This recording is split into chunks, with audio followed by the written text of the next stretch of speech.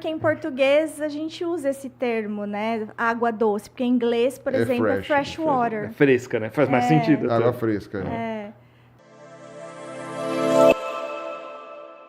Por que o oceano é salgado? E a água doce é doce. Não é doce, mas a água doce não tem tanto sal. Né? Ela é doce por comparação, né? Por comparação. Exato, né? Quando eu era criança eu achava que a água era doce. Eu falava, ué, mas eu tomo, não tem doce. Cadê o chocolate, né? Não, mas toma do mar pra você ver se você não vai querer. Mas é porque em português a gente usa esse termo, né? Água doce, porque em inglês, por exemplo, é fresh water. É fresca, né? Faz mais sentido. Água fresca. Aliás, não sei, né? De onde que vem água doce? Porque é o contrário de salgado. É o seu contrário de salgado. Faz sentido. Faz sentido o significado, mas não faz sentido na prática, porque não é doce. Mas a gente tem que pensar que tudo vai parar no oceano também, né? Então, você tem vários rios que descarregam, que desagam ali no oceano, e aí eles vão carregando todos os sais, né, e compostos químicos que estão nas rochas. Então, o sal da acumula água, no oceano, né? Ele é proveniente da terra. Ele é proveniente dessas descargas, né, das rochas, dos sedimentos. Então quer dizer que sei lá, no pré-cambriano aí, quando a gente está falando ainda do começo da vida, lá no Adeano, eu vou colocar no Arqueano, que já é um pouco mais estável. A gente está falando de uma água do mar que era bem menos salgada. Com certeza. Um oceano que não era tão salgado assim. Com certeza. Não teve tanto acúmulo de sais. Interessante isso. Ao longo do tempo. Interessante. E durante muito tempo a vida ficou restrita ao oceano, né? Então a vida surge no oceano e durante milhões de anos ela fica restrita ao oceano. Quanto tempo? Vamos fazer um cálculo aqui. Vamos calcular com 4 bilhões. A origem da vida é 4 bilhões. A vida terrestre surge... Siluriano. Assim, vida terrestre, sem considerar micro-organismo, tipo bactéria em terra firme, que é muito difícil. Não dá pra saber. Deve ter tido. Mas vamos colocar vida multicelular mesmo. Vida multicelular, siluriano, dá o quê? 400 e... O cambriano é 550, 500, o ordoviciano até 450. Arredondando 400. Porque o devoniano... É ali a passagem. O devoniano depois é 400 e tanto, né? Então, coloca 450. 350. Seja, coloca 450. 450. Então, vamos lá. São 4 bilhões... Menos 450 milhões. São 3 bilhões e 550 milhões de anos... Que só teve vida na água. É impressionante. Né? Por que demorou tanto tempo? E curioso... Porque dá trabalho. Porque dá muito trabalho. Dá trabalho. E precisou estabilizar um monte de coisa. Porque só tem oxigênio na atmosfera por causa da vida dos oceanos, né? Porque senão não teria oxigênio na atmosfera, Exatamente, né? porque depois surgiram, né, os organismos fotossintetizantes e começaram a liberar aí o oxigênio na atmosfera e aí as coisas começaram a mudar. Né? Inclusive, a gente sempre teve períodos de grandes revoluções na vida. Né? Então, o comunismo aí.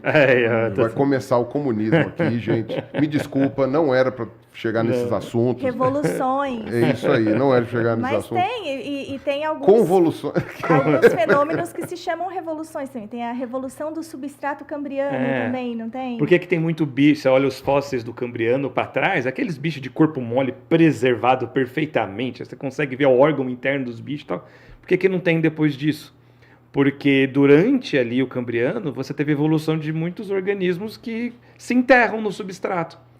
E aí eles passam a revolver esse substrato marinho. Aerar, né? Como se fosse minhoca. Enchendo de oxigênio, oxigenando. E apodrecendo. Ou seja, eles estragaram a vida do paleontólogo. Pós-cambriano. Se os cordados não tivessem um vínculo com esses bichos, eu estaria com raiva deles. Mas como se não fosse por eles, não estaria aqui, então... Exatamente. Pois então você tem... Bom, também, talvez não tenha sido uma boa ideia, mas enfim, aí são outros 500, né? Mas... E tem uma outra revolução, um pouquinho antes, que é muito legal também, que é o que permitiu, uma das hipóteses que permitiu a gente ter esqueletos, que é no finalzinho do pré-cambriano, ali no período que a gente chama de criogeniano, né, a terra bola de neve, onde... o snowball, verdade. Você teve um congelamento, né, uma era do gelo extremamente severa. Aí o oceano congelou. O oceano congelou. E diz que sim. Mas ficou tipo Europa, né? Tipo, congelou por fora, mas ficou líquido por baixo. Provavelmente com algumas aberturas em alguns cantos. É Europa, né? Ou é Titã? A lua que tem. A lua que é cadê líquida. O Sacani nessas horas aqui para falar? Liga pro Serjão aí. Cadê? Qual é? Eu não lembro qual. Também não lembro. O pessoal nos comentários vai saber. É uma dessas. Titã, Europa, que tem o oceano. Acho que é Europa que tem o oceano. Europa. Então eu acertei de primeira, porque obviamente eu já sabia. Mas E aí o que aconteceu foi que a vida só não se perdeu por completo, porque as que viviam próximas dessas regiões de fontes termais quentes... manteve a temperatura. Manteve e não congelou. Para o metabolismo. Exato, e não congelou. Só que quando você tem o fim desse criogeniano, esse gelo todo que derretendo... Isso é proterozoico? Isso é neoproterozoico, é finalzinho, dá 700 Nossa, já tá no finzinho mesmo. 800 milhões de anos atrás, 750 milhões de anos. Então a galera espreguiçou porque esquentou. E o que aconteceu? Né? Todo esse gelo derretendo dos continentes, ele foi dissolvendo ao longo de milhões de anos um monte de substâncias e carregou os oceanos com essas novas substâncias. Algumas que eram tóxicas para os seres vivos daquela época, como, por exemplo, o cálcio. E aí esses bichos tiveram que formular metabolismos para excretar o cálcio, para jogar esse cálcio para fora do corpo. E o que acontece quando você pega, junta o cálcio e joga para fora do corpo? Ele deposita e endurece. Sim. Então aí começou a formar os primeiros organismos com esqueletos. E um dos fósseis mais antigos do mundo, que tem esse esqueleto externo preservado, é brasileiro, que é a corumbela. Né? A corumbela. Do Mato Grosso. Exatamente. Bicho muito legal e que ajuda a gente a entender. Tem como é que é também? Não é conulária, é conulária. É conulária. Conulária também, que é outro. Que são, na verdade, são tipos de quinidários, né? Tipo Recife. É que nem Recife de coral também, só que no caso individual, né? Exato, Ele produz e fica em volta dele. Então ele tinha corpo mole, vivia ali dentro, mas secretava essa substância. E tanto que isso foi... Para de fazer corpo mole, menino. Aí, tá bom. E aí os predadores que tinham na época, tipo um Dickinsonia, parece uma ameba gigante aqui que ia lá e soltava os seus... as enzimas. Em homenagem ao Bruce Dickinson. Eu adoro esse nome. Sempre lembro do Bruce Dickinson. E aí ele jogava e dissolvia, digeria externamente. Só que aí tem um esqueleto agora. Não dá para fazer isso. O esqueleto não dissolve. Dificultou a vida do Dickinsonia. E aí, depois disso, os bichos começaram teve uma pressão muito grande para evoluir tanto esqueletos como capacidade de quebrar esqueletos, que aí deu origem à explosão cambriana. Sabe o que eu lembrei agora? E aí usam o cálcio, inclusive, para, por exemplo, os esqueletos articulados e também para fazer o substrato para eles se fixarem. Exatamente. Né? Então, os dois. O esponja também tem isso, as espículas? Esponja calcária, né? As tem espículas. As espículas, tem. E o que me lembrou, você falando dessa questão de mecanismo para expulsar o cálcio, e aí você tem o exoesqueleto, lembrei daquele caracol de ferro, já ouviu falar, Pirula? Sei. Que vive próximo a fontes hidrotermais. E ele expulsa ferro, né? Ele expulsa ferro. E aí fica uma carapaça de ferro. É um magneto. Não, isso é muito interessante. E o louco é perceber como que na explosão cambriana você forma grupos de animais, né, que o pessoal chama de explosão. Eu não gosto de chamar o termo explosão, porque senão o pessoal acha que surgiu do nada.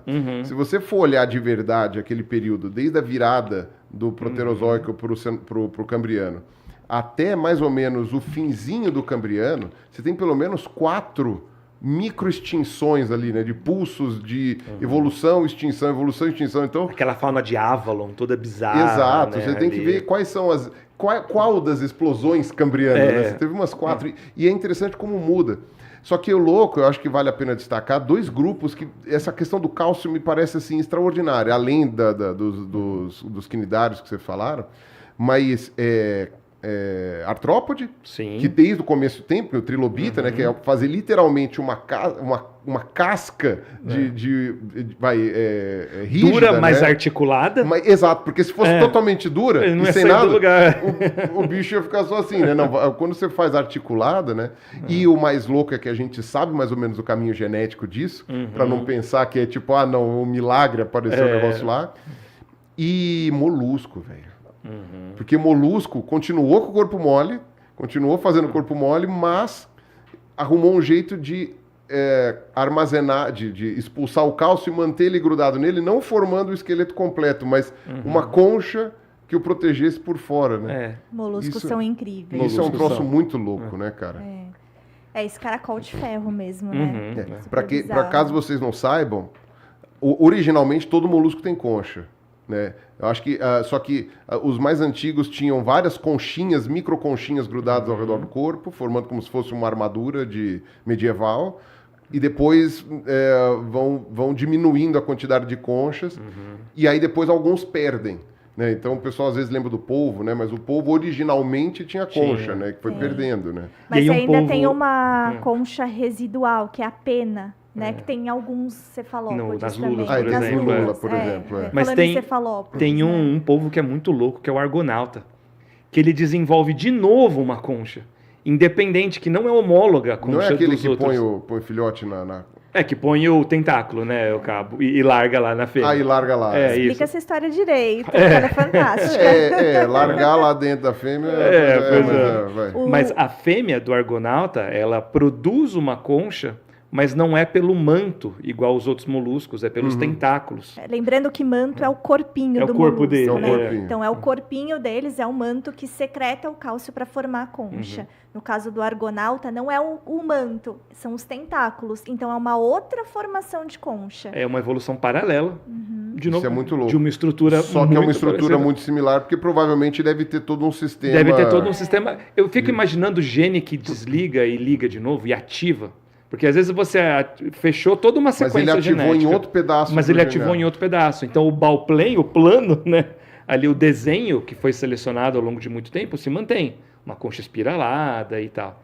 Mas tanto que a fêmea, ela não está presa à concha. Ela pode sair da concha. Interessante. Ao contrário de outros moluscos que estão presos a ela, né? Que é parte do corpo. É que nem como é que se fala? Tem um outro também, um bicho que eu meio que eu não tenho como esquecer desse bicho, que é a espirula. Né? Que também é um caso parecido, né? Que também é um molusco, tem a concha enrolada lá e ele não é... E no caso do argonauta, o macho ele tem mais ou menos 1% do tamanho da fêmea. Ele é muito